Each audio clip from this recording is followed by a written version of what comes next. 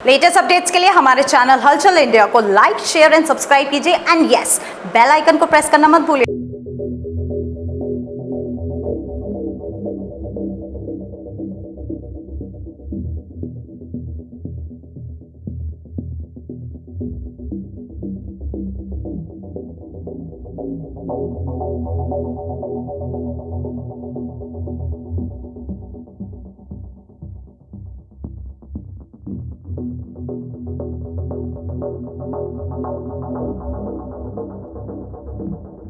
नगरपालिका चुनाव गति पकड़ चुका है और नगरपालिका इस चुनाव में कुछ अब की बार अलग ही समीकरण है, जहां पर हापुड़ की सीट रिजर्व हो गई है। तो रिजर्व होने के बाद कहां पर किस तरह से किसकी वोट कट रही है ये अभी समझ में नहीं आ रहा है, मगर बसपा से पुष्पा देवी यहां पर चुनाव प्रचार करने में लगी हुई हैं और काफी इनके साथ जन समर्थन जुड़ रहा है। मैम, आपकी प्राथमिकताएं क्या क्या रहेंगी? अगर आप चुनाव जीत जाती हैं तो लोगों का किस तरह से साथ देंगी और किस तरह से लोगों की समस्याओं का निस्तारण कराएंगी? जीतने के बाद जनता की सेवा करेंगे और नाली खरंजा और उनका आदि और उनका समाधान करेंगे। आज भी जनता के साथ हैं, कल भी जनता के साथ हैं।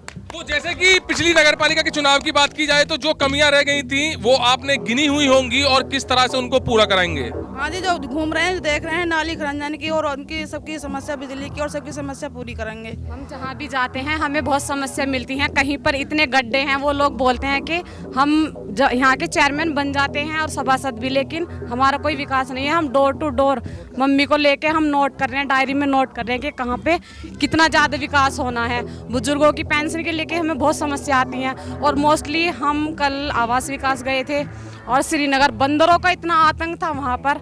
हमने देखा, मतलब ये सोचा कि इतने लोग यहाँ इतने परेशान हैं तो इनको कितनी दिक्कत होंगी बंदरों से, कुत्तों से। और रात में गए तो अंधेरा इतना, बताओ कोई कुत्ता मतलब आ जाए तो वो फिर पब्लिक परेशान है ना। ये तो बहुत बड़ी समस्या है। इस चुनाव में सबसे बड़ी समस्या एक देखी जा रही है, जैसे कि आपने कहा, कुत्ते और बंदर। जबकि नगरपालिका चुनाव में सबसे ज्यादा देखा जाता है कि साफ सफाई, नाली या बिजली की व्यवस्था, ये सब चीजें होती है, मगर कुत्ते और बंदरों की व्यवस्था पर सभी विचार कर रहे हैं। अगर आपका प्रत्याशी जीत जाता है तो कैसे उन पर काबू पा पाएंगे आप?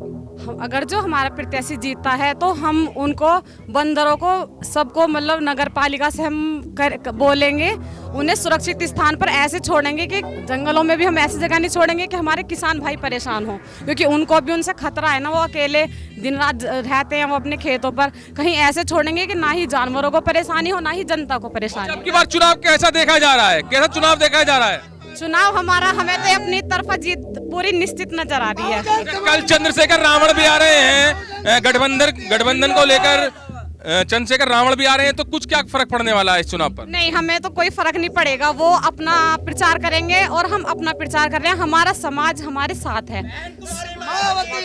तो यहाँ पर साफ लफ्जों में यही कहा गया है कि जो लोगों की समस्याएं हैं उनको नोट किया जा रहा है चुनाव से पहले, और अगर जनता पुष्पा देवी का साथ देते हैं, बसपा का साथ देते हैं, तो उन समस्याओं को जो नोट किया गया है उनका निस्तारण सबसे पहले करेंगे।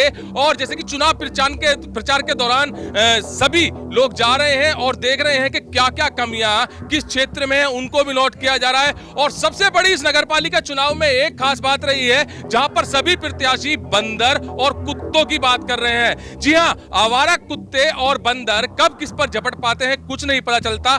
तो इसी चीज को लेकर सभी प्रत्याशी सबसे फर्स्ट प्रायोरिटी पर इस काम करने के लिए बोल रहे हैं। और यही पुष्पा देवी ने भी यही कहा है कि बंदर और कुत्तों की समस्या को सबसे पहले खत्म कराया जाएगा। अब बात की जाए, चंद्रशेखर रावण कल यहां पर गठबंधन का प्रचार करने के लिए आ रहे हैं, जबकि पूछा गया है बसपा प्रत्याशी से कि उससे क्या फर्क पड़ने वाला है, तो इनका सीधा यही कहना है कि हम पर कोई फर्क नहीं पड़ेगा, क्योंकि सर्व समाज के लोग हमारे साथ हैं और बसपा एक साइड चुनाव जीत रही है। कैमरामैन महेंद्र के साथ सुशील शर्मा, हलचल इंडिया।